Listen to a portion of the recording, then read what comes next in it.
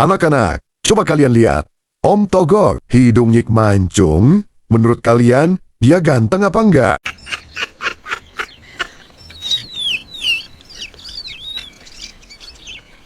Gok, kalau para dewa mulai bingung, pasti mereka akan memanggil kita. Wahai Semar dan Togok, aku memanggil kalian datang ke sini. Aku memanggil kalian bukan sebagai abdi, melainkan sebagai cermin. Kalau Gusti ingin mendengarkan kebenaran, jangan marah jika kebenaran itu pahit. Apakah aku salah? Lalu, kenapa para rakyat banyak yang melanggar tatanan? Gusti tidak salah. Gusti hanya lupa bahwa kekuasaan tanpa welas asih hanyalah kosong. Paduka, kekuasaan tanpa welas asih hanyalah menimbulkan ketakutan. Hukum tanpa teladan akan menimbulkan kepura-puraan. Gusti duduk paling tinggi, tapi kebenaran sering tumbuh paling rendah. Gusti hanya mendengar laporan para resi, para raja dan dewa, tapi Gusti tidak tahu jeritan rakyat di bawah. Semar, kini hari ini aku mengerti. Ternyata aku seorang raja, tapi bukanlah penguasa atas segala. Aku hanyalah penjaga keseimbangan. Kembali membahas sejarah para tokoh utama dalam mitologi pewayangan Jawa, Semar Togok dan Batara Guru. Ketiganya lahir dari sebutir telur yang sama, namun keluar berurutan dan memiliki peran berbeda, di mana Togok dan Semar turun ke bumi, sementara Batara Guru memimpin kahyangan. Urutan usia dari ketiga bersaudara tersebut mana yang tertua hingga termuda antara Togok, Semar, dan Batara Guru. Pertama adalah Togok, saudara tertua dengan sebutan Sang Hyang Antaga. Disusul Semar atau Sang Hyang Ismaya, dan yang terakhir adalah Batara Guru atau Manikmaya. Togok atau Sang Hyang Antaga lahir pertama, kakak tertua, yang bertugas mengayomi golongan raksasa atau angkara murka. Semar atau Sang Hyang Ismaya lahir kedua, adik dari Togok, namun sering dianggap lebih bijaksana dan turun sebagai pamomong manusia. Meskipun Semar lebih muda dari Togok, namun tingkat keilmuannya lebih tua daripada Togok. Dan yang terakhir Batara Guru atau Sang Hyang Manikmaya, ia lahir terakhir atau termuda dari telur tersebut, yang menjadi raja di kahyangan. Ketiganya adalah saudara dari keturunan Sang Hyang Tunggal, yang perannya berbeda dalam menjaga keseimbangan dunia. Salah satu sejarah mengisahkan tentang perjalanan Semar, Togok, dan Batara Guru dalam cerita Cermin Kahyangan dan Suara Rakyat Bumi. Menunjukkan bahwa kehadiran mereka benar-benar utusan dari langit untuk menuntun, membimbing dan sebagai pengayom dalam kehidupan. Pada zaman ketika langit dan bumi masih sering berdialog, ketika suara doa manusia masih terdengar jelas hingga ke kahyangan, terjadi kegelisahan besar di tiga lapisan jagat yaitu kahyangan, marcapada, dan alam samar. Kegelisahan itu bukan karena perang, bukan pula karena wabah, melainkan karena ketidakseimbangan rasa dan kuasa. Di kahyangan, Batara Guru atau Raja para Dewa, merasa bahwa manusia semakin jauh dari tata kosmos. Aturan dilanggar, adab dilupakan, dan doa sering berubah menjadi tuntutan. Sehingga banyak pelanggaran, kesalahan bahkan dosa yang disengaja. Di marcapada, manusia merasa para dewa tak lagi mendengar. Hukum terasa tajam ke bawah dan tumpul ke atas. Yang kecil tertindas, yang besar berlindung di balik kuasa. Di antara dua dunia itu, berdirilah dua sosok yang tidak sepenuhnya dewa dan tidak pula manusia. Ia adalah Semar dan Togok. Di singgasana kahyangan Jonggring Saloka, Batara Guru duduk termenung mengalami kegelisahan yang luar biasa. Wajahnya agung, sinarnya terang, namun matanya menyimpan resah. Para dewa, titahnya, mengapa jagat terasa berat? Narada menunduk. Paduka, hukum berjalan, tapi rasa tertinggal. Batara Guru menghela napas. Aku raja para dewa, pemegang dharma, namun mengapa manusia tak lagi merasakan keadilan? Dia menyelimuti kahyangan. Dalam diam itu, Batara Guru sadar akan satu hal, bahwa kekuasaan tanpa kebijaksanaan adalah kehampaan. Maka ia berkata pelan, namun menggetarkan jagat. panggil Semar dan Togok.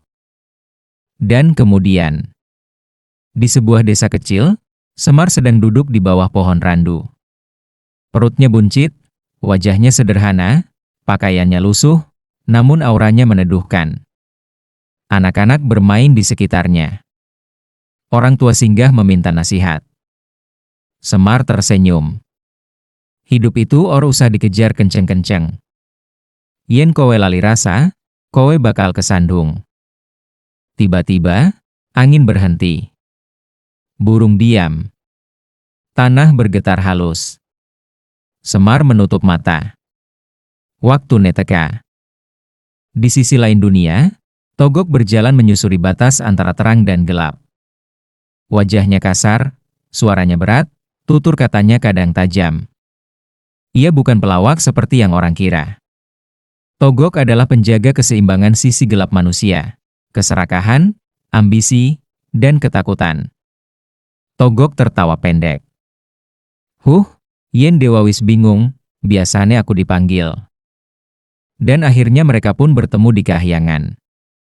Semar dan Togok berdiri di hadapan Batara Guru. Batara Guru berkata, "Kalian aku panggil bukan sebagai abdi, tapi sebagai cermin." Semar menunduk hormat, namun suaranya tenang. "Paduka, cermin ora tahu salah.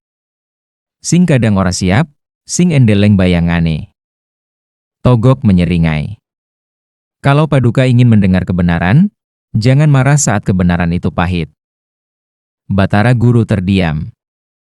Sehingga terjadilah perdebatan dharma dan rasa. Lalu, Batara Guru bertanya, "Mengapa manusia melawan tatanan?" Semar pun menjawab pelan, "Karena tatanan tanpa welas asih hanyalah aturan kosong." Lalu Togok pun menambahkan penjelasan. Dan karena para dewa sering lupa bahwa kekuasaan itu titipan, bukan milik. Akhirnya kahyangan pun berguncang. Hingga para dewa gelisah. Batara Guru bangkit dari singgasana dan bertanya, "Apakah aku telah salah?" Semar menatap lurus dan menjawab, "Paduka tidak salah, hanya saja Paduka lupa." Batara Guru pun terdiam dan berpikir. Lalu Semar memberikan nasihat yang menggetarkan kepada Batara Guru. Semar berbicara panjang, bukan dengan suara keras, melainkan dengan ketenangan yang menembus dada. Naswatnya, "Gusti Batara Guru, kekuasaan tanpa welas asih hanya akan melahirkan ketakutan. Hukum tanpa keteladanan hanya akan melahirkan kepura-puraan." Ia melanjutkan, "Gusti duduk paling tinggi, tapi kebenaran sering tumbuh paling rendah.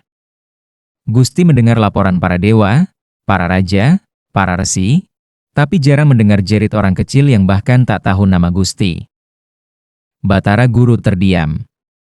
Untuk pertama kalinya sejak zaman purba, ia merasa dirinya bukan maha tahu, melainkan maha jauh. Semar menunduk, lalu berkata lirih, "Pemimpin sejati bukan yang paling disembah, tapi yang paling siap disalahkan demi keselamatan jagat." Setelah Semar pergi, Batara Guru tidak kembali ke singgasana.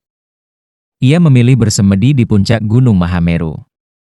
Di sana, tanpa mahkota dan tanpa pakaian kebesaran, ia merenungi perjalanan panjangnya sebagai penguasa. Ia teringat masa ketika ia masih bernama Sang Hyang Manikmaya, saat ia belajar, jatuh, dan ditegur. Kini, setelah menjadi Batara Guru, ia sadar bahwa kekuasaan telah menjauhkannya dari rasa rendah hati. Dalam semedinya, ia melihat bayangan manusia, bahwa petani yang tertindas, ibu yang kehilangan anak karena perang, prajurit yang berperang bukan karena benci, tapi karena perintah. Air mata sesuatu yang jarang dimiliki dewa jatuh dari mata Batara Guru. Perubahan titah kahyangan. Usai semedi panjang, Batara Guru kembali ke kahyangan. Namun ia bukan Batara Guru yang lama. Ia memanggil seluruh dewa dan menyampaikan titah baru.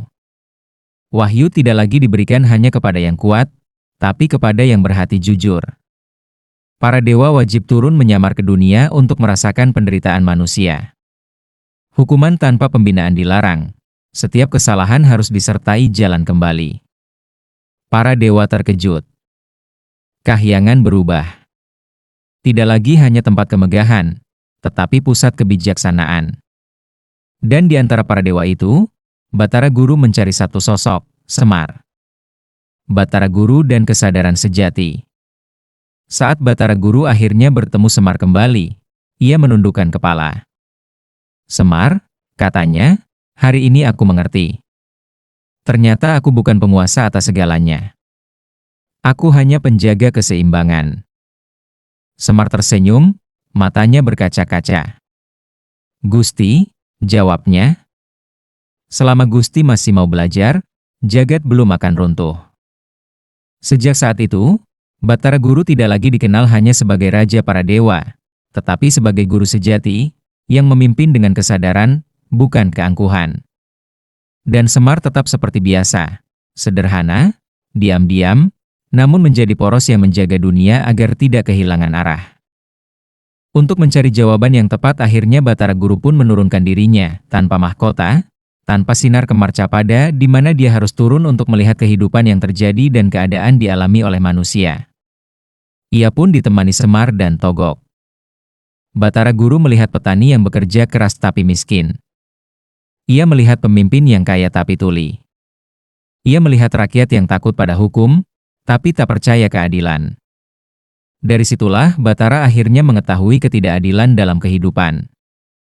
Akhirnya, Batara Guru menangis. Dia merasa bahwa selama ini banyak kelalaian menilai. Pengakuan sang Raja Dewa pun terjadi. Ia gelisah mengakui kesalahannya di tengah malam, di bawah langit berbintang. Batara Guru berkata, "Aku mengira mengatur jagat cukup dengan hukum. Ternyata, jagat hidup oleh rasa." Semar pun tersenyum dan angkat bicara. Ternyata Paduka baru saja menjadi guru bagi diri sendiri. Togok mengangguk. Dan itulah pelajaran terberat dari ketiga. Bersaudara. Tidak lama Batara Guru pun membuat tatanan baru. Batara Guru kembali ke Kahyangan, namun tidak sama. Ia menetapkan bahwa hukum harus disertai welas asih. Kekuasaan harus mendengar yang lemah. Dewa tidak boleh jauh dari manusia. Semar kembali ke marcapada dan Togok kembali ke bayangan. Namun pesan mereka tinggal di hati jagat. Hingga kini, Semar masih hadir dalam tawa rakyat. Togok hadir dalam kegelisahan batin manusia. Dan Batara Guru hadir dalam setiap pertanyaan tentang keadilan.